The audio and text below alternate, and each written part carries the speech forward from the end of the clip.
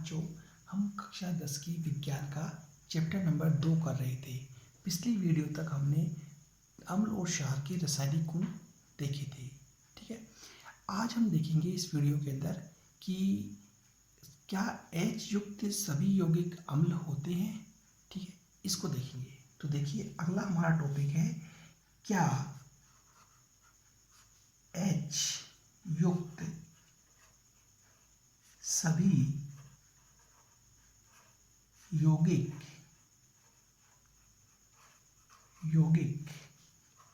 अम्ल होते हैं।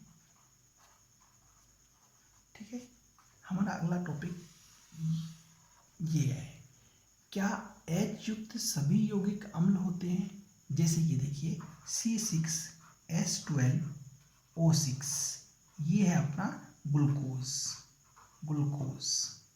ओके, नेक्स्ट C2H5OH, ये है हमारा एल्कोहल। ठीक है, नेक्स्ट HCl, ये हमारा हाइड्रोक्लोरिक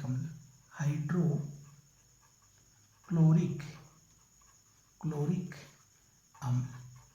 ठीक है, और नेक्स्ट हमारा ये है H2SO4, सल्फ्यूरिक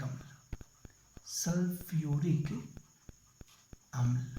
ठीक है, देखिए बच्चों, इन सभी यौगिकों के अंदर यहाँ पर भी हाइड्रोजन है, यहाँ पर भी हाइड्रोजन है, इस यौगिक में भी हाइड्रोजन है और इस यौगिक में भी हाइड्रोजन है। तो क्या ये सभी यौगिक अम्ल होंगे? क्या H युक्त सभी यौगिक अम्ल होते हैं?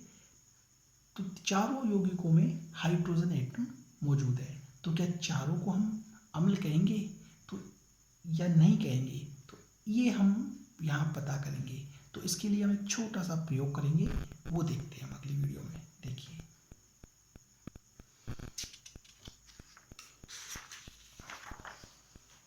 देखिए, बच्चों, हम एक बीकर लेते हैं। ठीक है, इस बीकर के अंदर हम एक कॉर्क को इस प्रकार रखते हैं। ठीक है, और इस कॉर्क में हम 2 स्वच्छ कीलों को इस प्रकार सेट करते हैं। ओके, अब हम एक चालक तार को इस कील से जोड़ते हुए इसको एक बल्ब से जोड़ते हैं हम। ठीक है, और बल्ब को हम बैटरी के नेगेटिव सिरे से कनेक्ट करते हैं। अब दूसरी कील को हम चालक तार से कनेक्ट करते हैं और इस प्रकार इस तार को हम स्विच से कनेक्ट करते हैं और इस स्विच को हम बैटरी के पॉजिटिव सिरे से कनेक्ट करते हैं। ये पॉजिटिव सिरे से कनेक्ट करते हैं। करेक्ट, ये हमारा बल्ब। ठीक है, ये हमारा बीकर। ठीक है, ये हमारा कॉर्क। ठीक है, ये हमारी कील। ठीक है, ये बैटरी, ये स्विच। ठीक है, अब सेम इसी प्रकार हम एक दूसरा बीकर लेते हैं। ठीक है, और इस बीकर में इसी प्रकार एक कॉर्क को, रबड़ के कॉर्क को रखते हैं। अब इसमें 2 स्वच्छ कील लेकर के हम इस प्रकार इनको सेट कर देते हैं। करेक्ट, अब हम इस कील को एक चालक तार की सहायता से एक बल्ब से कनेक्ट करते हैं। ठीक है, और इस बल्ब को हम बैटरी के नेगेटिव सिरे से कनेक्ट करते हैं। अब हम एक दूसरी कील को चालक तार से कनेक्ट करके इस चालक तार को हम एक स्विच से कनेक्ट करते हैं और इस स्विच को हम बैटरी के पॉजिटिव सिरे से कनेक्ट करते हैं। ठीक है, इस प्रकार 2 उपकरण हम तैयार करते हैं। ओके, अब हम C6H12O6 ग्लूकोज व हाइड्रोक्लोरिक अम्ल का विलयन लेते हैं। 2 विलयन लेते हैं, करेक्ट। अब हम इस बीकर के अंदर हाइड्रोक्लोरिक अम्ल को भरते हैं। HCl का विलयन हम इसके अंदर भरते हैं, HCl का विलयन, ठीक है। तनु HCl का विलयन हम इसके अंदर भरते हैं और भर करके हम स्विच को ऑन करते हैं। जब हम स्विच को ऑन करते हैं तो हम देखते हैं कि प्रकाश जो है, ये बल्ब जो है ये प्रकाश देना शुरू कर देता है। बल्ब से प्रकाश निकलना शुरू हो जाता है। बल्ब से प्रकाश निकलता है। अब हम सेकंड जो बीकर है, इस बीकर में ग्लूकोज को भरते हैं, ठीक है। ग्लूकोज C6H12O6 को हम भरते हैं और भर करके हम स्विच को ऑन करते हैं। स्विच को ऑन करने के बाद हम देखते हैं कि बल्ब प्रकाश नहीं देता,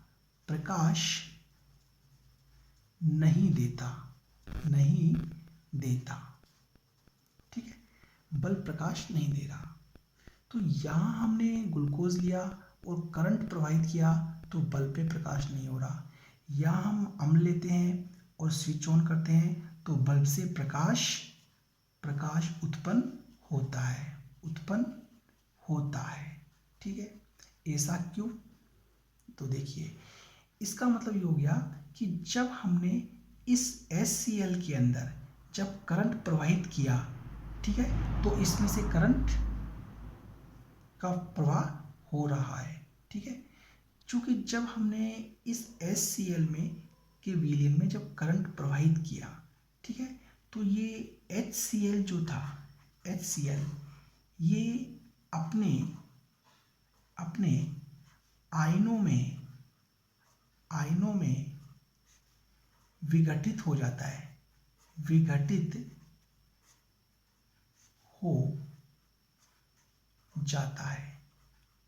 जाता है।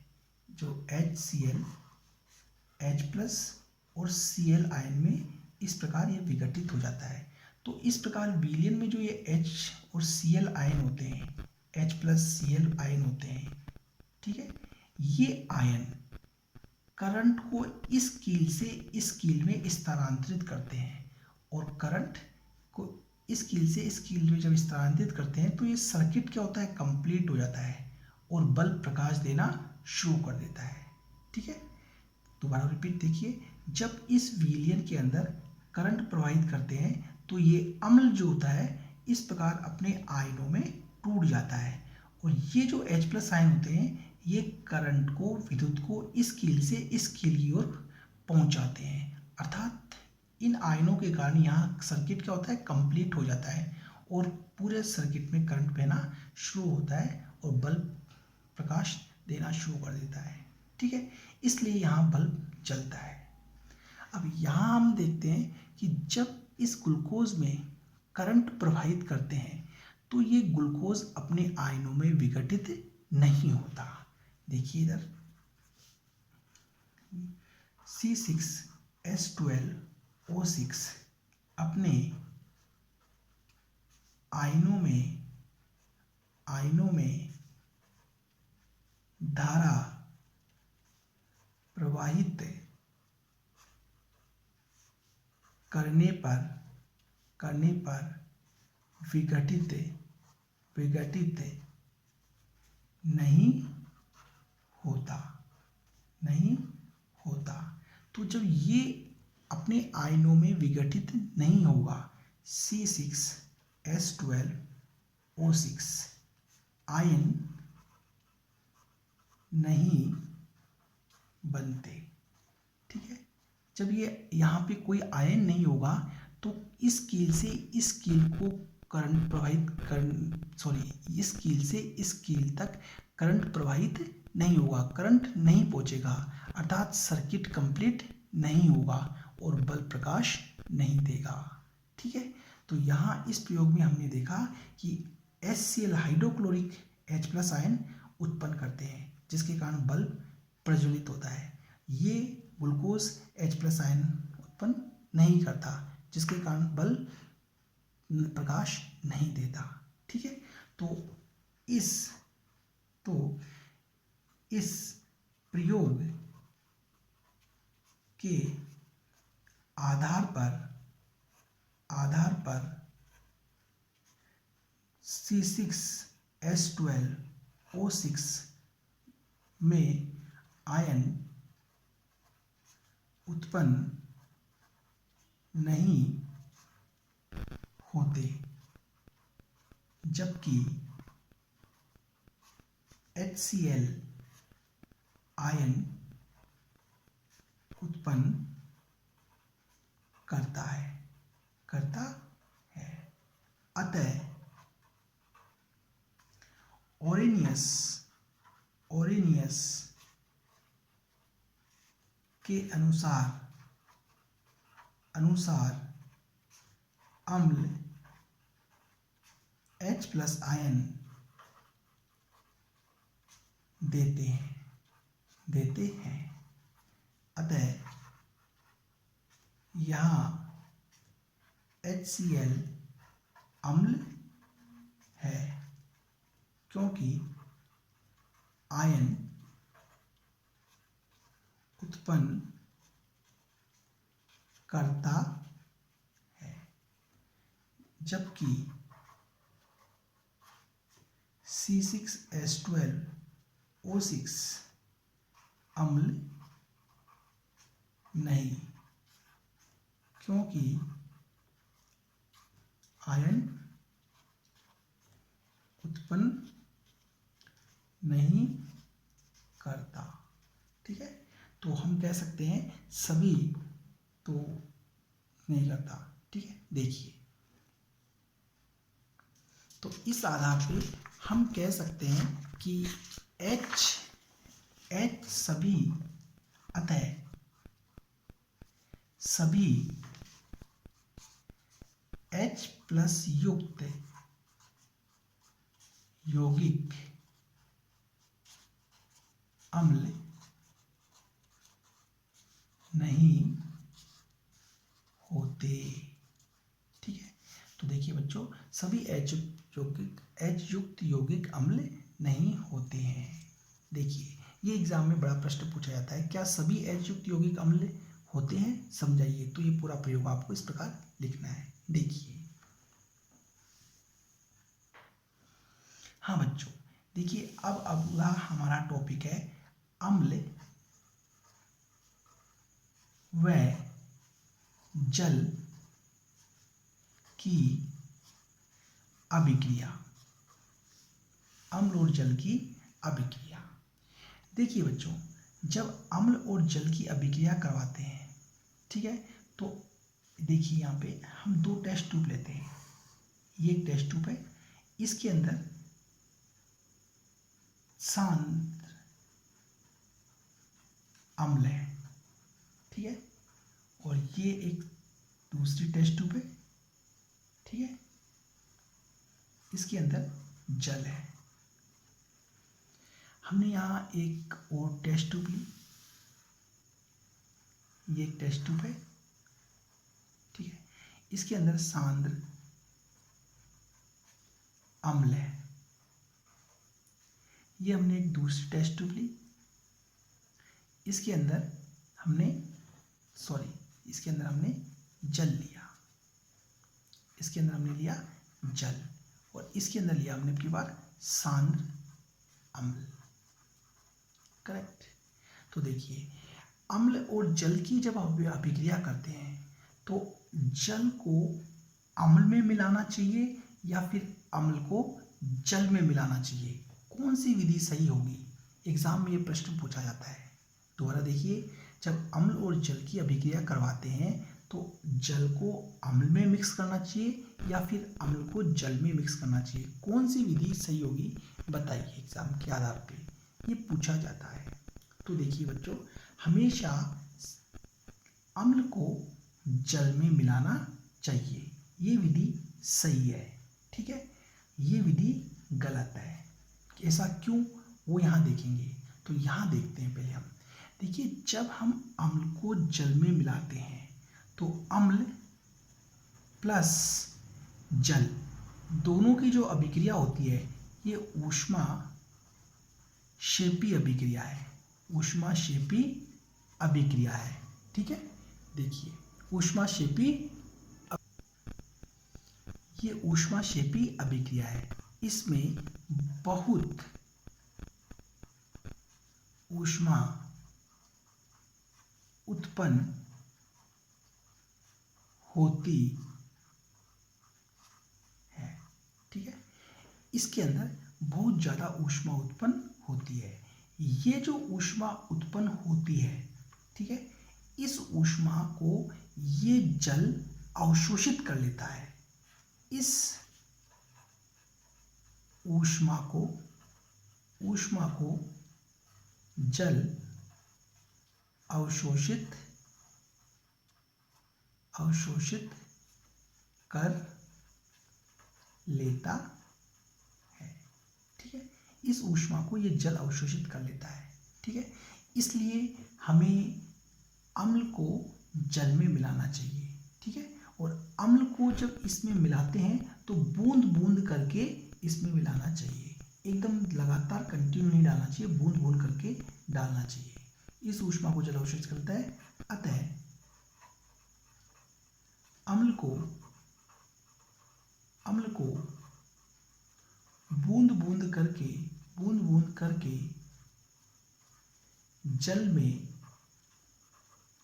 मिलाना चाहिए। करेक्ट, जल में क्यों मिलाना चाहिए? क्योंकि ये जो ऊष्मा उत्पन्न होती है, इस ऊष्मा को ये जल क्या करता है, अवशोषित कर लेता है। इसलिए अम्ल को जल में मिलाना चाहिए और धीरे धीरे बूंद बूंद करके मिलाना चाहिए। करेक्ट, अगर हम इस अम्ल को जल में नहीं मिलाएं और जल को अम्ल में मिलाएं तो क्या होगा, तो देखते हैं। देखिए, जब जल को अम्ल में मिलाते हैं तो अम्ल की प्लस जल की जो अभिक्रिया होती है वो ऊष्माक्षेपी अभिक्रिया है। ठीक है, ऊष्माक्षेपी अभिक्रिया होती है। इसमें बहुत ऊष्मा उत्पन्न होती है। ठीक है, इसमें बहुत ज़्यादा ऊष्मा उत्पन्न होती है। ये मान लीजिए ऊष्मा है। करेक्ट, ये ऊष्मा उत्पन्न हुई।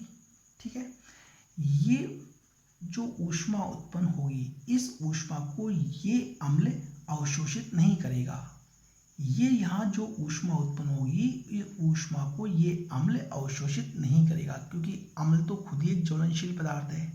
ठीक है, अम्ल ऊष्मा को अवशोषित नहीं करेगा। करेक्ट, ये अम्ल इस ऊष्मा को अवशोषित नहीं करेगा।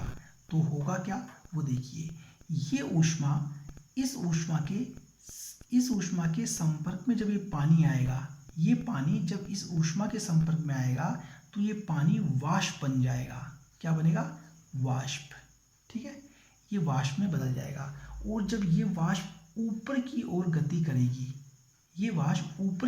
करेगी, तो ये विलयन भी इस वाष्प के साथ ऊपर की ओर आएगा और ऊपर की ओर आकर के ये हमारे शरीर पे गिरने का डर रहेगा, कपड़ों पे, शरीर के अंगों पे गिरने का डर रहेगा। इसलिए हमें जल को अम्ल में नहीं मिलाना चाहिए। ठीक है, तो हम कह सकते हैं अम्ल ऊष्मा को अवशोषित नहीं करेगा, और जब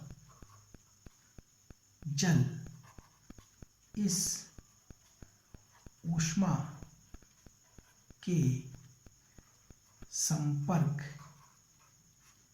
में आएगा तो वाष्प बनकर ऊपर गति करेगा, जिसके साथ विलयन भी ऊपर आएगा और प्रयोगकर्ता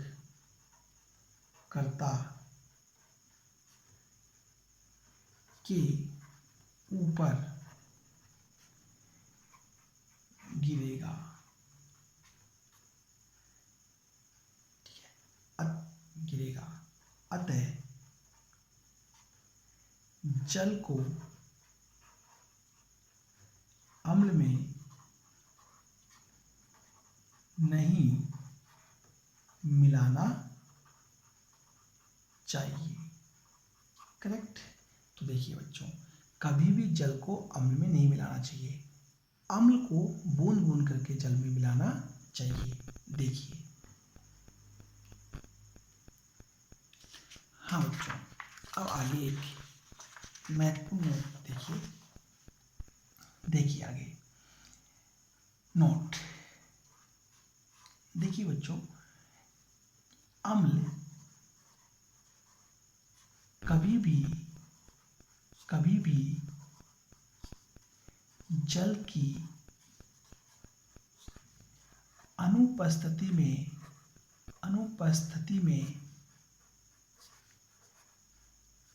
H+ आयन नहीं देता।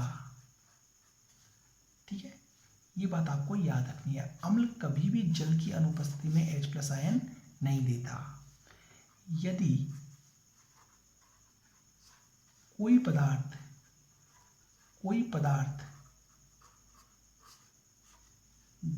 जल की अनुपस्थिति में H+ आयन नहीं देता,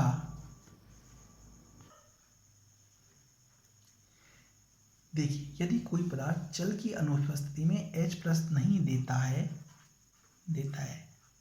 तो वह अम्लीय प्रकृति को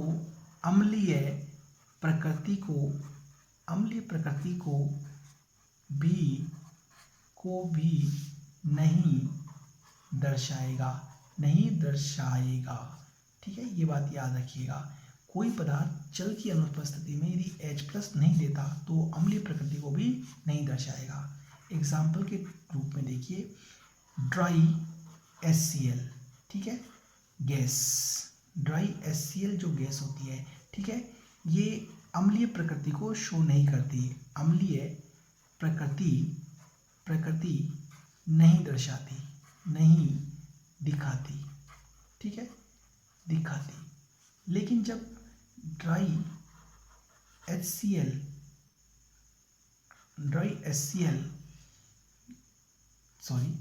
जब HCl ड्राई गैस जो होती है, ये जब पानी के संपर्क में आती है, ठीक है, तो H+ आयन बनते हैं।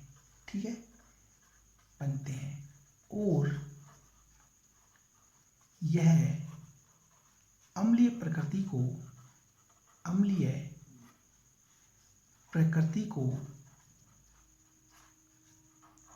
को दर्शाती है। करेक्ट। तो ये बात आपको नोट में याद रखनी है। ठीक है, देखिए बच्चों, आज इस वीडियो में हम इतना ही करेंगे। अगर ये वीडियो पसंद आई हो तो प्लीज़ से सब्सक्राइब जरूर करिएगा। देखिए।